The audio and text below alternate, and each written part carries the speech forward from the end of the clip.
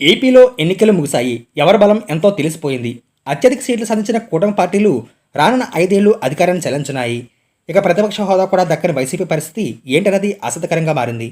ఎందుకంటే రానున్న రోజుల్లో వైఎస్ షర్మిల రూపంలో వైసీపీ పోటీని ఎదుర్కోవాల్సి ఉంటుంది. వైసీపీ 11 సీట్లకు పరిమితం అవడం వెనక షర్మిల కూడా ఒక కారణం అన్నది ఎన్నికల ఫలితాలు చెబుతున్నాయి. ఈ నేపథ్యంలో జగన్ నాయకత్వంలోని వైసీపీ, షర్మిల నాయకత్వంలోని కాంగ్రెస్ దాదాపుగా ఒకే స్థితిలో ఉన్నాయన్నది విశ్లేషకుల అభిప్రాయం. 2019లో 151 సీట్లలో గెలిచిన వైసీపీ 2024 వచ్చేసరికి ఘోరంగా ఓడిపోయింది. ఈ ఎన్నికల్లో ఆ పార్టీకి 40% ఓటు పడినా గెలిచిన స్థానాలు మాత్రం 11. ఈ ఎన్నికల ఫలితాలు 5 ఏళ్ల కాలంలో ఏదైనా జరగవచ్చని నిరూపిస్తున్నాయి. దివంగత వైఎస్ఆర్ వారసత్వంగా వచ్చిన ఓటు బ్యాంకుతో గత 13 ఏళ్లుగా వైసీపీ రాజకీయాలు చేస్తుంది. అయితే ఇప్పుడు షర్మిల ఎంట్రీతో ఆ లెక్కలు వచ్చే ఎన్నికల నాటికి పూర్తిగా మారబోతున్నాయని విశ్లేషకుల అభిప్రాయం. 2024 ఎన్నికల్లో వైఎస్ఆర్ లెగసీ ఓటు షర్మిల వైపు నిలవకపోయినా రాబోయే 5 ఏళ్లలో అది కొంతవరకు జరగవచ్చన్నది అంచనా. ఇప్పటికే రాయలసీమలో వైసీపీ గెలుపు అవకాశాలను షర్మిల దెబ్బకొట్టడమే అందుకు నిదర్శనంగా చెప్పవచ్చు. గ్రేటర్ రాయలసీమలో వైసీపీ ఈసారి 9 స్థానాల పరిమితం అవ్వడం వెనక షర్మిల ఫ్యాక్టర్ పనిచేసిందని చెప్పాలి. పలు నియోజకవర్గాల్లో వైసీపీని విజయానికి దూరం చేయడంలో షర్మిల నడిపిన రాజకీయం పనిచేసింది. రాయచోటి, మరకసిర, మదనపల్లి, కడప, ధర్మవరం, చీరాల నియోజకవర్గాల్లో తెలుగుదేశం పార్టీ అభ్యర్థులకు వచ్చిన మెజార్టీ కంటే కాంగ్రెస్ పార్టీకి అధికంగా ఓట్లు దక్కాయి. రంపచోడవరం సహా కొన్ని నియోజకవర్గాల్లో కాంగ్రెస్ దాని మిత్రపక్షాలతో కలిసి వైసీపీని విజయానికి దూరం చేసింది. ఈ లెక్కన గ్రేటర్ రాయలసీమలోని కీలకమైన స్థానాల్లో వైసీపీ ఓటమిని కాంగ్రెస్ పార్టీ శాసించిందనడంలో అతిశయోక్తి లేదు. వాస్తవంగా వైసీపీకి వచ్చిన 40% ఓట్లలో 11 కంటే అధికంగా సీట్లు గెలుచుకునే అవకాశం ఉంది. కానీ తక్కువ మెజారిటీతో ఆ పార్టీ చాలా నియోజకవర్గాల్లో గెలుపు వాకట బోల్తా కొట్టివేసింది. దానికి కారణం షర్మిల నడిపిన రాజకీయం. వైసీపీ విజయావకాశాలను దెబ్బకొట్టేలా మైనార్టీ ప్రాబల్యం ఉన్న నియోజకవర్గాల్లో ఆ వర్గం నేతలకు ప్రాధాన్యం ఇచ్చి భారీగా ఓట్లు చీల్చారు. సొంత అన్నతో విభేదించి మొదటగా తెలంగాణలో, అనంతరం ఏపీ రాజకీయాల్లోకి వచ్చిన షర్మిల రాష్ట్ర వ్యాప్తంగా వైసీపీకి నష్టం కలిగించారు.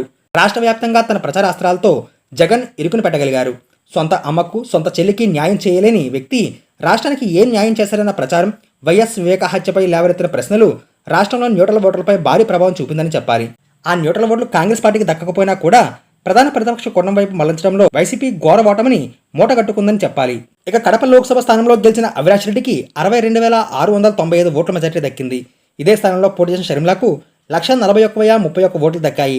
షర్మిలకు పడిన ప్రతి ఓటు ఆమెపై సానుభూతి పడిన వైసీపీ వ్యతిరేక ఓటుగానే భావించవచ్చు.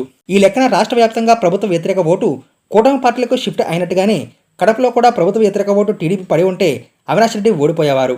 అవినాష్కు ఈ ఎన్నికల్లో ఎంత మెజార్టీ వచ్చిందో అంత తేడాతో ఆయన ఓటమి పాలయ్యేవారు. అవినాష్ను ఓడించాలని పోటీ చేసిన షర్మిల ప్రభుత్వ వ్యతిరేక ఓటును చేర్చడంలో చివరికి ఆయన గెలిపించినట్టయింది. అంతేకాకుండా తిరుపతి, అరకు లోక్సభ స్థానాల్లో కూడా కాంగ్రెస్ దాని మిత్రపక్షం ప్రభుత్వ వ్యతిరేక ఓటును చేర్చడంలో ఈ స్థానాల్లో వైసీపీ తక్కువ మెజార్టీతో గెలుపొందగలిగింది. రాజకీయాల్లో ఏదైనా జరగవచ్చని వైసీపీకి వచ్చిన 11 సీట్లు ఇప్పటికే నిరూపించాయి. ఇక రానున్న రోజుల్లో వైసీపీ, కాంగ్రెస్ పార్టీలు ఏ మేరకు రాజకీయంగా నిలదొక్కుంటాయన్నది కాలమే నిర్ణయించింది. జగన్ వ్యతిరేక వర్గాలను టార్గెట్ చేసిన షర్మిల రాబోయే రోజుల్లో వారిని ఏ మేరకు తన వైపు తిప్పుకోగలుగుతారన్నది ఆసక్తికరం. ప్రత్యర్థులపై విమర్శనాస్త్రాలు సంధించడం, అధికార బలాన్ని ఎదిరించగలిగే సామర్థ్యం కలిగిన షర్మిల తన భవిష్యత్తును ఏ మేరకు ప్రణాళికాబద్ధంగా ముందుకు తీసుకెళ్తారన్నది వేచి చూడాలి. ఎన్నికల ముందు వైసీపీ నుంచి కాంగ్రెస్లో చేరిన చాలా మంది నేతలు కేవలం షర్మిలను చూసి కాంగ్రెస్ టికెట్పై పోటీ చేశారు. ఇక రానున్న 5 ఏళ్లు రాష్ట్రంలో రాజకీయంగా నిలదొక్కునేందుకు వైఎస్ఆర్ లెగసీ వల్ల వైసీపీ, షర్మిల నేతృత్వంలోని కాంగ్రెస్ పార్టీకి సమాన అవకాశాలు ఉన్నాయని చెప్పాలి. జగన్, షర్మిల ఏ మేరకు ప్రజల తరపున పోరాడతారు, రాబోయే రోజుల్లో ఇద్దరు ఏ స్థాయిలో ప్రజాబలాన్ని కూడగొట్టుకోగలుగుతారు అన్నది రాష్ట్రంలో వైసీపీ, కాంగ్రెస్ భవితవ్యాన్ని తేల్చనున్నాయి.